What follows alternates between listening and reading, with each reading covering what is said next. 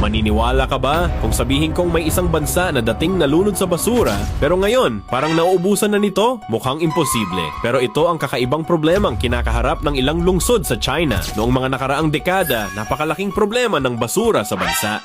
Umaapaw ang mga tambakan, lumalala ang polusyon at nanganganib maging kontaminado ang mga pinagkukunan ng tubig. Pero imbes na patuloy na magtapon, may isang ideyang nagpabago sa buong sistema. Gawing enerhiya ang basura. Sinimulang ipadala ang malaking bahagi ng basura sa mga waste-to-energy plant. Doon, ginagamit ang malalaking incinerator upang sunugin ang basura at gawing kuryente. Pero hindi pa iyon ang pinakakamanghamanghang bahagi. Maging ang natitirang abo ay maaari pang iproseso at gamitin bilang materyales sa paggawa ng ilang produkto, kabilang ang mga materyales para sa konstruksyon. At habang dumarami ang mga plantang gumagawa ng enerhiya mula sa basura, unti-unting nabawasan ang pangangailangan sa tradisyonal na tambakan. Pero dito, nagkaroon ng kakaibang twist. Kung dati ay problema kung saan itatapon ang napakaraming basura, paano kung dumating ang panahon na hindi na sapat ang basura para mapatakbo ang lahat ng planta? Iyan ang dahilan kung bakit may mga ulat tungkol sa ilang lugar na kailangang kumuha ng basura mula sa ibang lugar para mapanatili ang operasyon. Isang problemang halos kabaliktaran ng dati mula sa tanong na saan natin itatapon ang basura na naging saan tayo makakakuha ng sapat na basura?